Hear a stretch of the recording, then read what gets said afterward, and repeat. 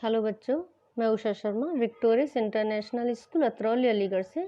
इस वीडियो में हम क्लास 9th में चैप्टर 3 सांवले सपनों की याद की रीडिंग करते हैं।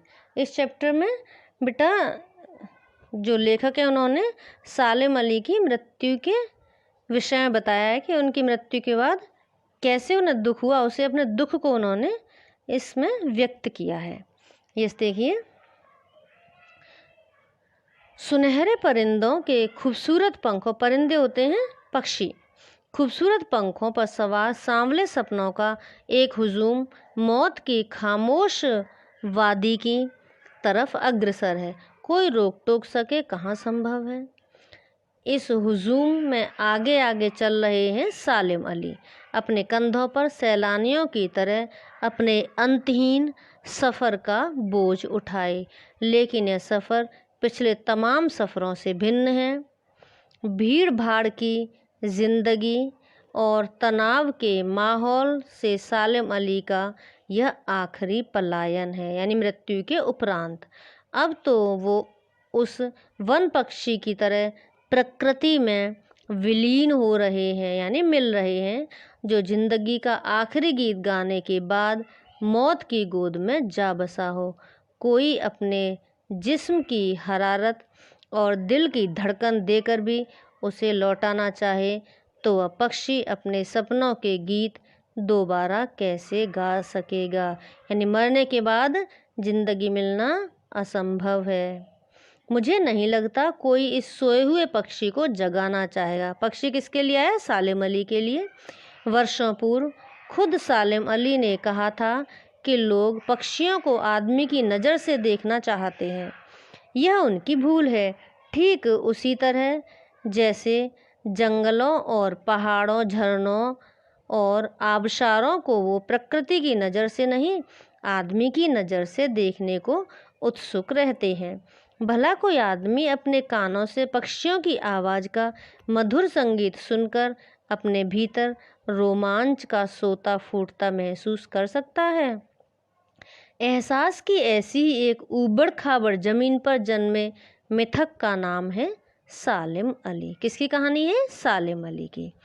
यस, पता नहीं इतिहास में कब कृष्ण ने वृंदावन में रामलीला रची थी और शोख गोपियों को अपनी शरारतों का निशाना बनाया।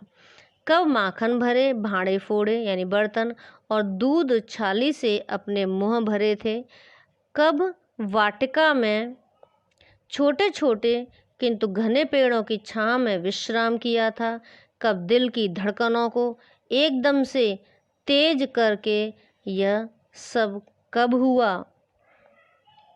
लेकिन कोई आज भी वृंदावन जाए तो नदी का सांवला पानी उसे पूरे घटनाक्रम की याद दिला देगा।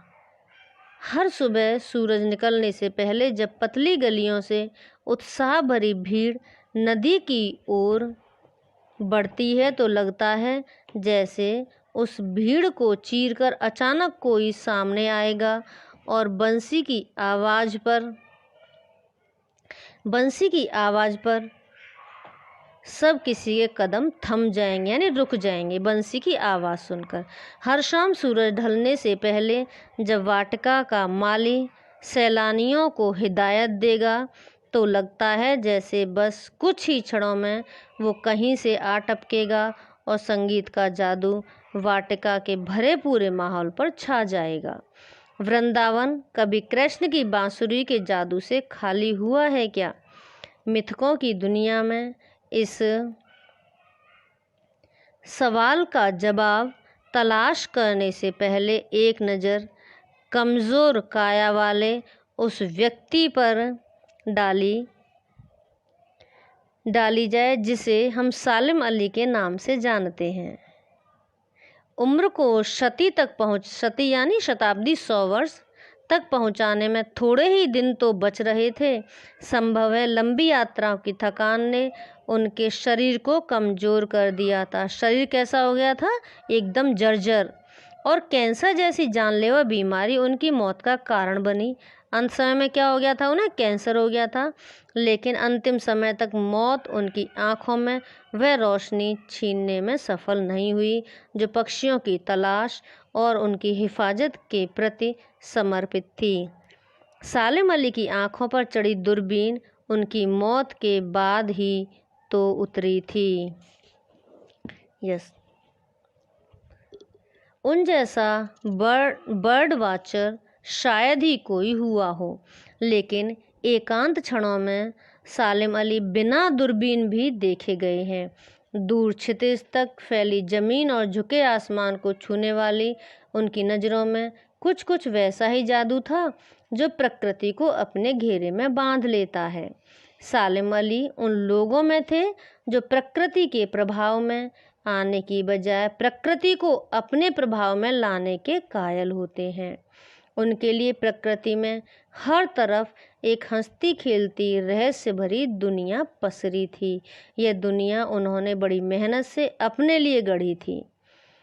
इसके गढ़ने में उनकी जीवन साथी तहमीना ने काफ़ी मदद पहुंचाई। तहमीना कौन है? उनकी जीवन साथी यानी पत्नी। तहमीना स्कूल के दिनों में उनकी सहपाठी रही थी, यानी संग पड़ी थी। अपने लंबे रोमांचकारी जीवन में ढेर सारे अनुभवों के मालिक सालिम अली एक दिन केरल की साइलेंट वैली को रेगिस्तानी हवा के झोंकों से बचाने का अनुरोध लेकर चौधरी चरण सिंह से मिले थे। वे प्रधानमंत्री थे। जब वे मिले सालिम अली तो चरण सिंह उस टाइम प्रधानमंत्री थे।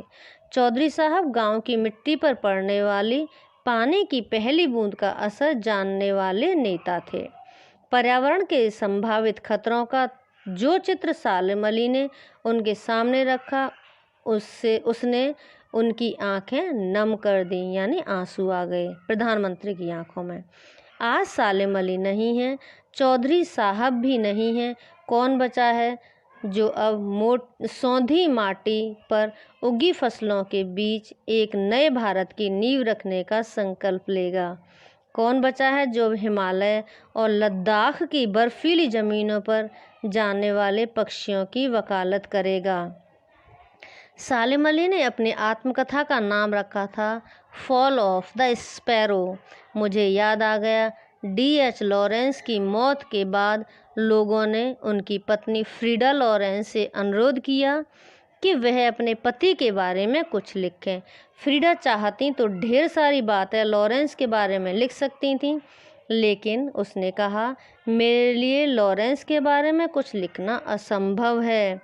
मुझे महसूस होता है मेरी छत पर बैठने वाली गौरैया लॉरेंस के बारे में ढेर सारी बातें जानती है, मुझसे भी ज़्यादा जानती है।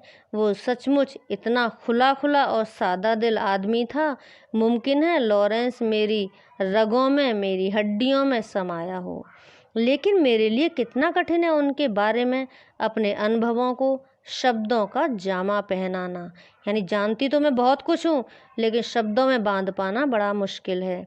मुझे यकीन है मेरी छत पर बैठी गौरैया उसके बारे में और हम दोनों ही के बारे में मुझसे ज़्यादा जानकारी रखती है। जटिल प्राणियों के लिए सालिम अली हमेशा एक पहेली बने रहेंगे। बचपन के दिनों में उनकी एयरगन से घायल होकर गिरने वाले नीलेकंठ की वह गौरैया सारी जिंदगी उन्हें खोज के नए नए रास्तों की तरफ ले जाती रही। जिंदगी की ऊंचाइयों में उनका विश्वास एक क्षण के लिए भी डिगा नहीं। वो लॉरेंस की तरह नैसर्गिक जिंदगी का प्रतिरूप बन गए थे। सालिम अली प्रकृति की दुनिया में एक टापू बनने की बजाय अथाह सागर बनकर उभरे थे। जो लोग उनके भ्रमणशील स्वभाव और उनकी यायावरी से परिचित थे, यायावरी होता है घुमक्कड़ जाति का जो होता है, जिसमें घूमने की आदत हो, उन्हें महसूस होता है कि वो आज भी पक्षियों के सुराग में ही निकले हैं और बस अभी गले में लंबी दूरबीन लटकाए अपने खोजपूर्ण नतीजों के साथ लौट आएंगे। जब तक वो नहीं लौटते, क्या उन्हें गया हुआ मान लिया जाए? मेरी आंखें नम हैं सालिम अली, तुम लौटोगे ना? यस बेटा, ये चैप्टर आपका कंप्लीट हुआ। ओके, सो आप इसे पढ़ लीजिए, समझ लीजिए और क्वेश्चन आंसर लर्न कर लीजिए। ओके बाय बेटा।